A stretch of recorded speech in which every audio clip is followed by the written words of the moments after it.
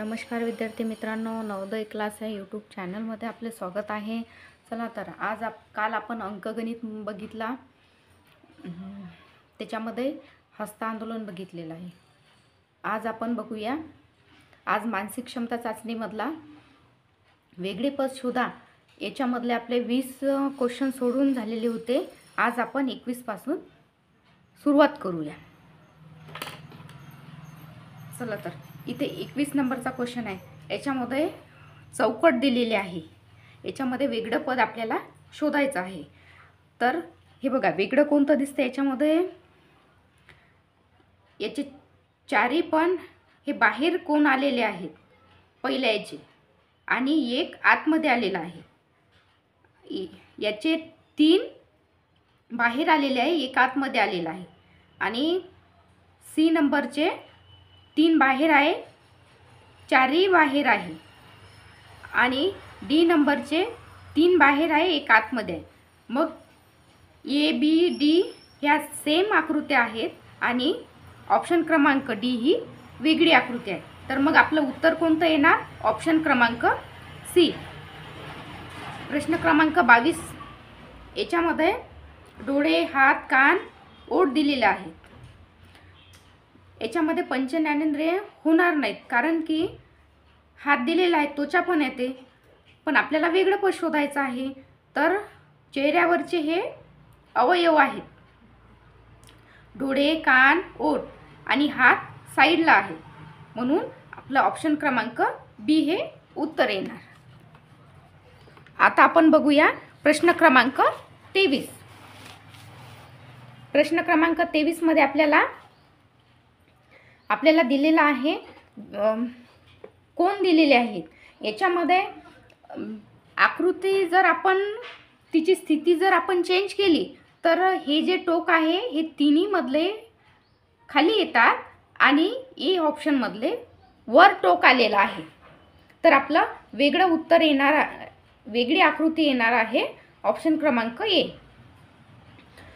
Question क्रमांक 24, याच्यामध्ये arrow दिलेले आहेत, ए मध्ये, बी मध्ये। याच्यामधलं ॲरो सरळ स्थितीत आहे, बी मध्ये उलट्या स्थितीकडे ॲरो आहे, आणि ऑप्शन क्रमांक सी मध्ये सरळ आहे, आणि डी मध्ये पण सरळ आहे। मग आपलं वेगळं पद कोणतं येणार? ऑप्शन क्रमांक डी, याचे ॲरो उलटे असल्यामुळे। आता आपल्याला क्वेश्चन क्रमांक येणार आहे 25। याच्यामध्ये TIC, याच्यामध्ये CTI, याच्यामध्ये TEC, आणि डी मध्ये ITC। तर मग आपल्याला 3 ऑप्शनमध्ये TIC दिसत आहे, आणि ऑप्शन क्रमांक सी मध्ये आपल्याला TEC दिसत आहे। मग वेगळं पद आपलं येणार आहे सी ऑप्शन क्रमांक सी। क्वेश्चन क्रमांक 26 मधला आपल्याला 26 आहे, त्याच्यामध्ये एक स्माईल दिलेली आहे। तर स्माईल मधला आपल्याला वेगळं पद शोधायचं आहे। तर याच्यामध्ये डोळ्याची स्थिती उलटी आहे, याच्यामध्ये पण उलटी आहे, सी मध्ये सरळ आहे, आणि डी मध्ये पण उलटी आहे। मग ए बी डी हे 3 आकृत्या एका स्थितीमध्ये आहे, आणि ऑप्शन क्रमांक सी ही वेगळी आहे। मग आपलं उत्तर येणार आहे ऑप्शन क्रमांक सी। प्रश्न क्रमांक 27, याच्यामध्ये गोल दिलेले आहेत, ए मध्ये गोल दिले 3, वर 3, खाली 3, साईडला 3, आणि डी मध्ये गुणाकाराचे चिन्ह दिलेले आहे, 1 2 4, खाली साईडला 4, वर 4, आणि ऑप्शन क्रमांक सी मध्ये दिलेले आहे प्लसचे चिन्ह, साईडला दिलेले आहे 4, आणि वर दिलेले आहे 3, आणि डी मध्ये दिलेले आहे चौकट दिल्याच्या नंतर वर 2, खाली 2, पण खालच्या आणि वरच्या याची संख्या सारखी आहे ए बी आणि डी मध्ये, पण सी मध्ये साईडला 4 दिले आणि वर 3 दिले, म्हणून मग आपला ऑप्शन क्रमांक येणार सी। आता प्रश्न क्रमांक 28, याच्यामध्ये 2 काड्या दिलेल्या आहेत, रेषा, हे वेगवेगळे आहेत, याच्यामध्ये बी मध्ये वेगळे आहेत, आणि सी मध्ये पण वेगळे आहेत आणि डी मध्ये ते लागून आहेत, म्हणजे एकमेकाला जोडून आहेत. म्हणून मग आपलं ऑप्शन क्रमांक उत्तर काय येणार? ऑप्शन क्रमांक डी. आता याच्यामध्ये प्रश्न क्रमांक 29 मध्ये आपल्याला ॲरो दिलेले आहेत आणि ही जी खालची रेषा आहे ही उजव्या साईडची खाली आहे. बी मध्ये पण उजव्या साईडची जी रेषा आहे ही उजवी साईड, आकृती जर आपण फिरवली तर उजवी साईड ही खाली येणार. आणि सी मध्ये पण ही जी खालची रेषा आहे ही खाली येणार.